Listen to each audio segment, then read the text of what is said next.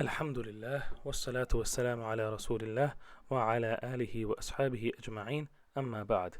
This is lesson number 3, a continuation of the previous lesson where we looked at active verbs and passive verbs.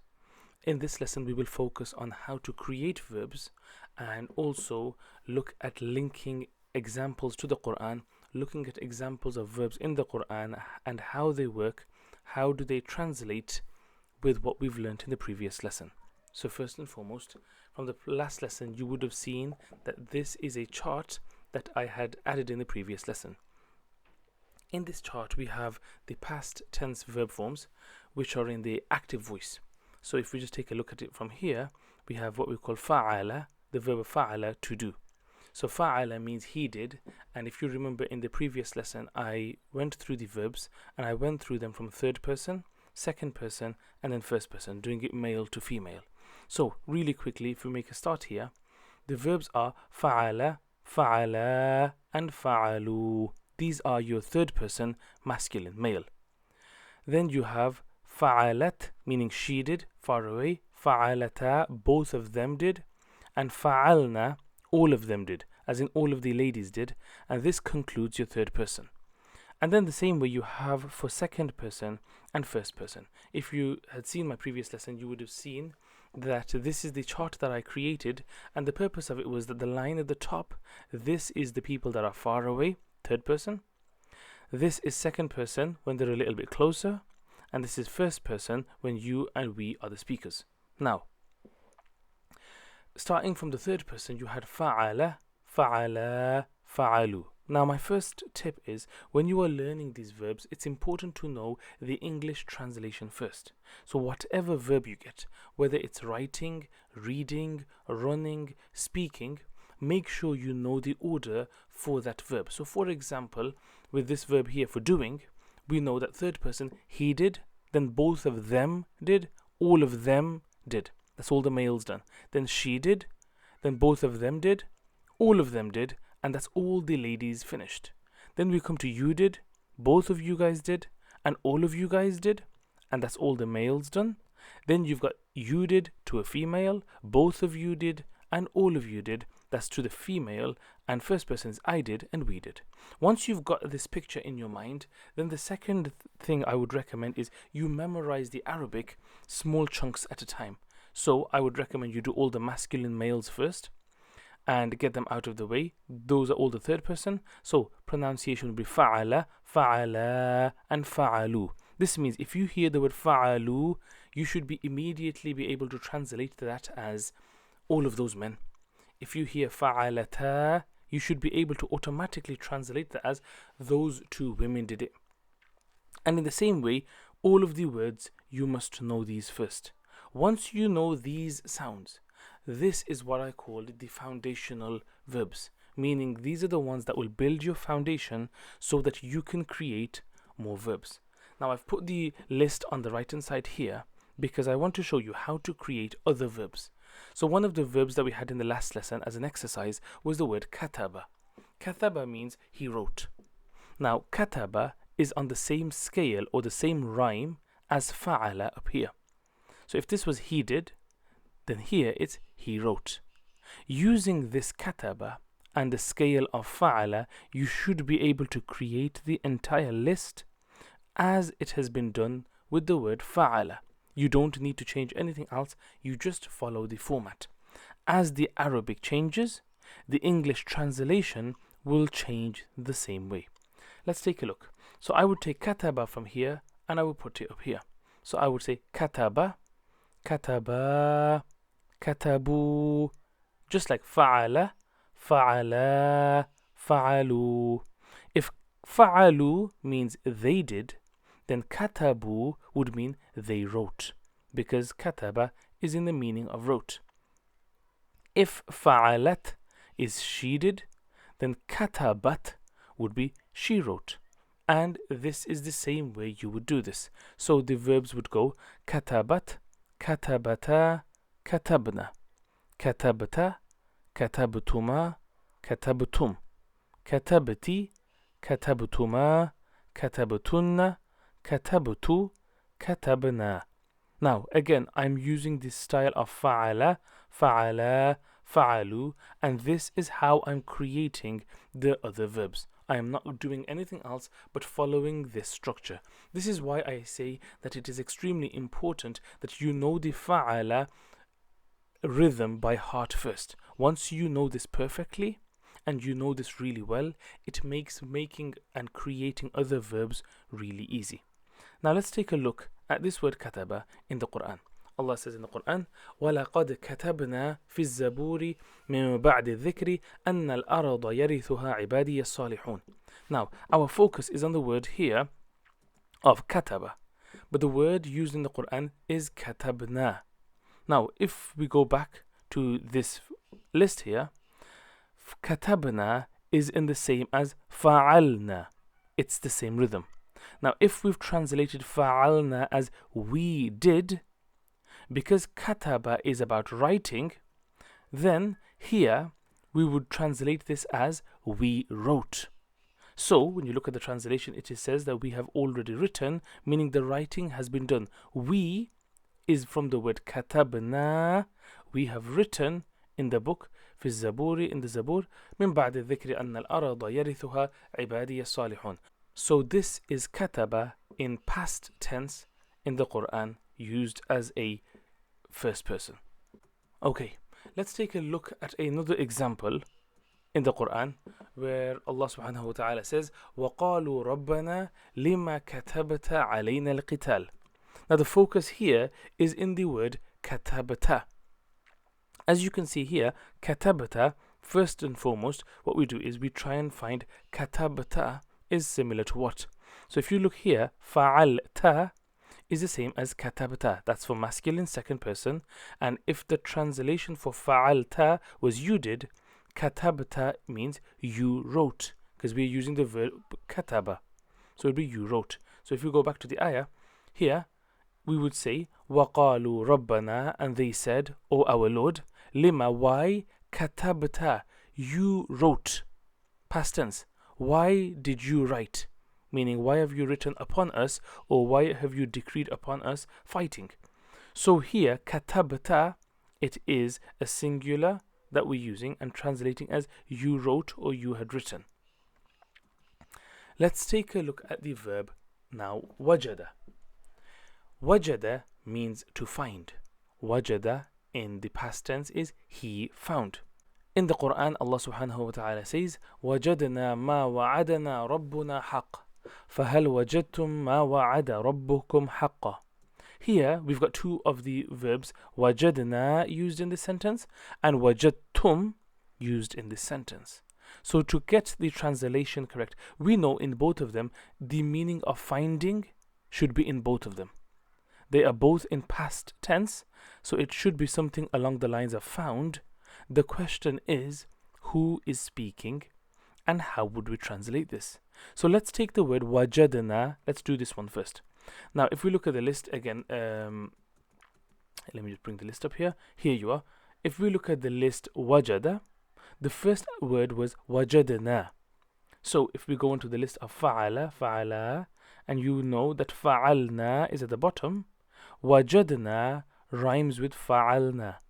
This means if fa'alna translates as we did, wajadna would mean we found. The second was wajadtum. Now wajadtum is in the same rhythm or the same scale as fa'altum. So here again, we would say fa'altum means you all did. So in the word wajadtum, we would translate as you all found. Let's take a look at the ayah again. Here it says wajadna, meaning we have found. It's been done in the past. We have found ma wa'adana rabbuna haq, that which our Lord has promised us to be true. Fahal, so have wajadtum, have you guys found? Have all of you found? Ma wa'ada rabbukum haqqa, what your Rabb promised to be true. So here wajadtum is all of you. We're talking to second person, male, a group of male. So wajadtum. Now, one of the questions that was asked here by some of the other students was that if there is a mixture of male and female, and if there is a group, then which verb would you use? Now, in Arabic, the default in using verbs is that if you have a group of male and female, so there's a mixture of male and female who have done a task, a verb has been done, then normally the default is that they use the masculine verb. So, for example, if you had wajadu, they all found. This could be a mixture of masculine and feminine. So, if there was just feminine, then you would use the female verb.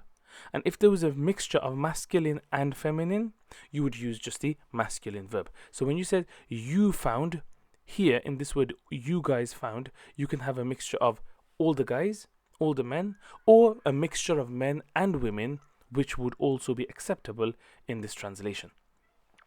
This was using the verb wajada.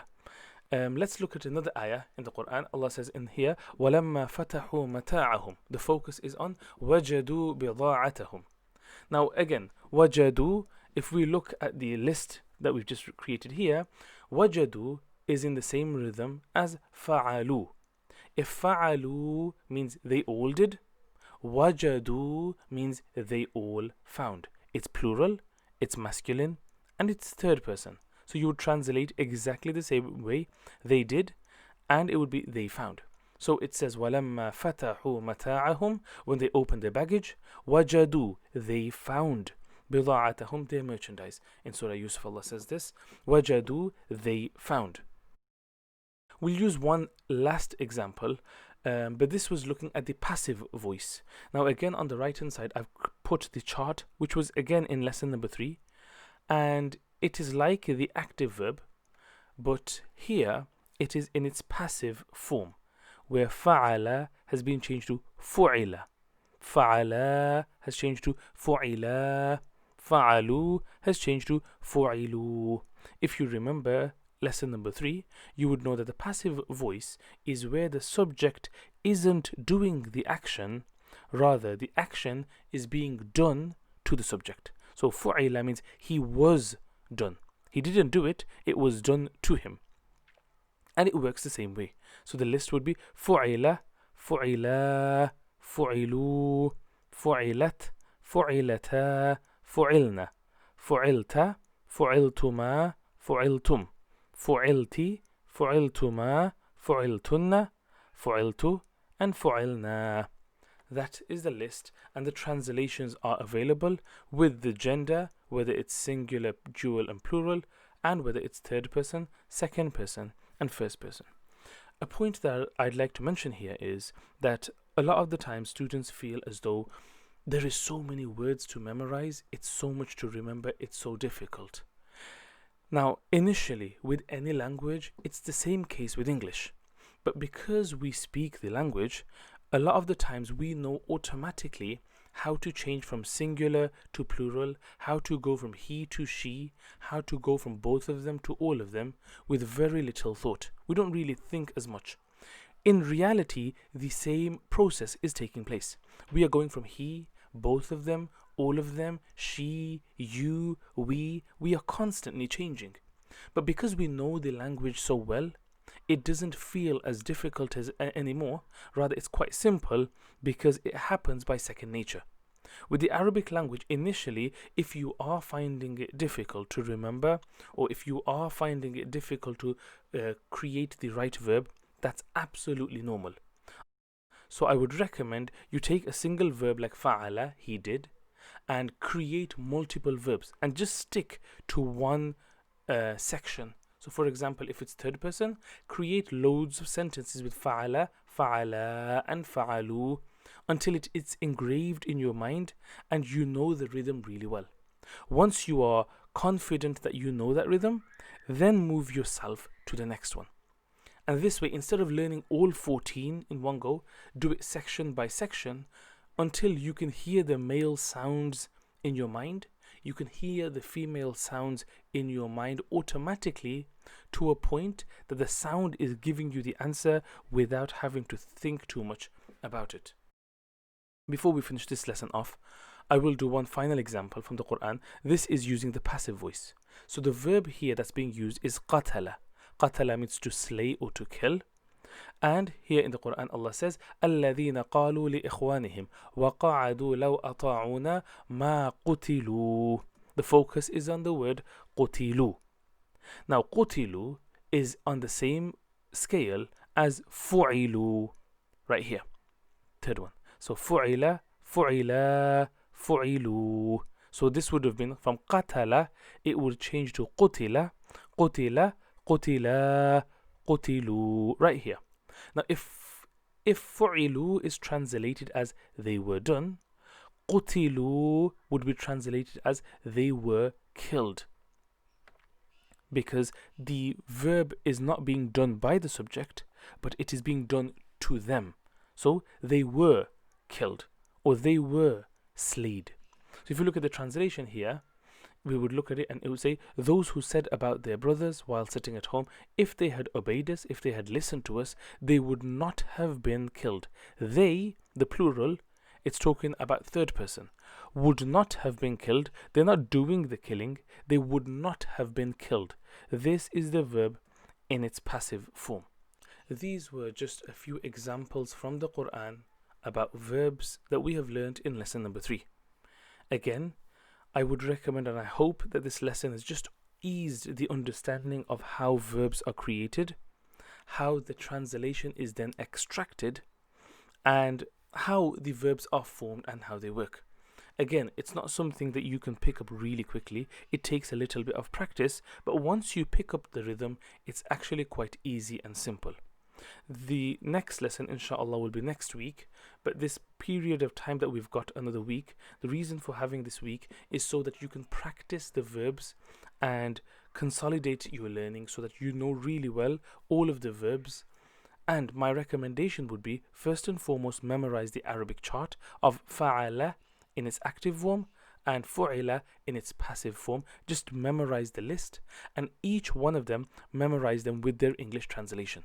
If you know the fa'ala and fu'ila chart by heart, then it will pave the way and it will then make it easy for you to create more verbs. If you don't know the fa'ala rhythm first, when you see another verb, you will not know which scale it should go into. So that's my first recommendation. Memorize the charts from lesson number 3. They will be in the description. Once you have completed the memorization, I would then recommend you complete the homework before the next lesson. On lesson number 3, the homework that was there regarding creating verbs and translating verbs, have a go at them. And if you've translated the examples in the homework, then create your own verbs using the chart of an active and passive form and try to create more verbs on your own. I pray this video was of benefit and has helped with the understanding of how to create verbs, how to translate verbs, and how the verbs appear in the Quran. If you have any questions, do leave me a message and I'll be happy to explain anything that still might not be clear, and happy to answer any questions that you have. Jazakumullah khair for listening. Assalamu alaikum wa rahmatullahi wa barakatuh.